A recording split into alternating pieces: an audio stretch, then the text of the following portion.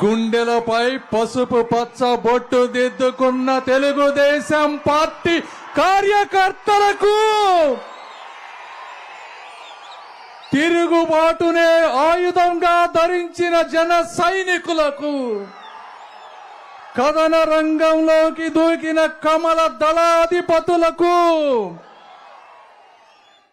Andhra Paris కి మొట్టమొదటిసారిగా అభివృద్ధి చూపించినటువంటి నాదెండ్ల మనోహర్ గారికి,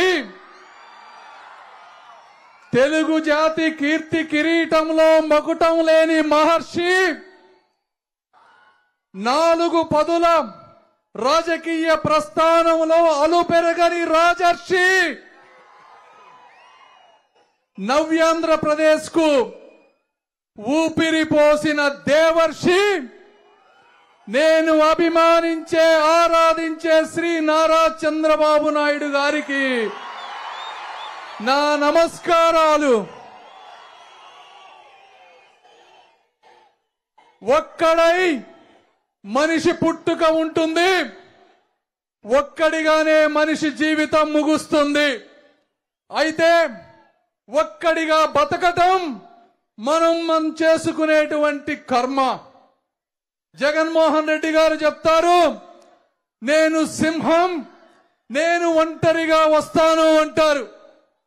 సింహం అంటే పరదాల చాటున వస్తుందా?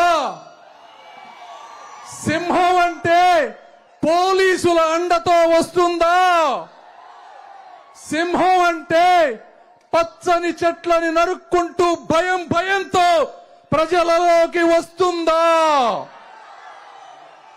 సింహం అంటే ఇలా వస్తుంది బ్రదర్. నువ్వు నిజమైన సింహమో కాదో తెలియదు గాని, ఒక గ్రామ సింహం అయితే అయ్యుండొచ్చు గాని, ఒక్కటి మాత్రం వాస్తవం. అది ఏమిటి అంటే, నువ్వు ఒంటరి జీవివి. ఎందుకంటే పదుల సంఖ్యలో ఈ రాష్ట్రంలో ఎన్నో రాజకీయ పార్టీలు ఉన్నా కనీసం నీతో పొత్తు పెట్టుకోవడానికి ఒక్కళ్ళు కూడా రాకుండా ఉన్నటువంటి ఒంటరి జీవివి నీవు. నీ కుటుంబం మొత్తం వదిలేసిన ఒంటరి జీవివి నువ్వు.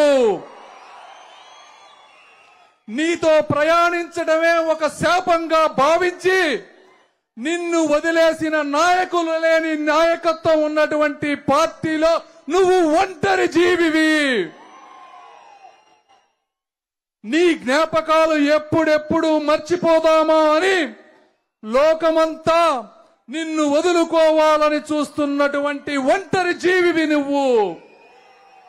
నీకు తోడుగా మనుషులని వదిలి డబ్బునే నమ్ముకున్న ఒంటరి జీవువు నువ్వు.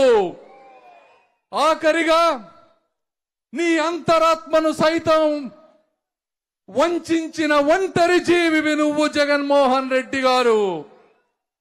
ఇలాంటి మీరు మీ ఒంటరితనంతో రాజధానిని నిర్మించలేరు, పోలవరాన్ని పూర్తి చేయలేరు, ఒక రోడ్డు వేయలేరు, ఒక ఉద్యోగం తీసుకురాలేరు. మీరు అరాచక నియంతృత్వ ఆర్థిక ఉగ్రవాదిగా మారారు.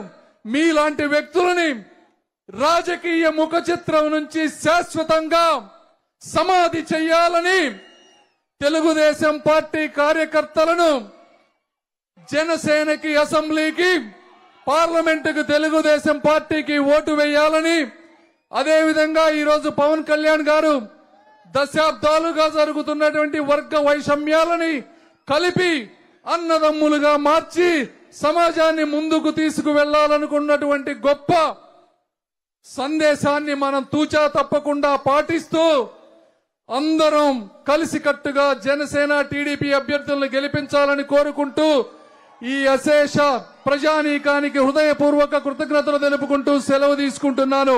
జై తెలుగుదేశం, జై చంద్రబాబు, జై జనసేన, జై పవన్ కళ్యాణ్, జై బీజేపీ. Thank you.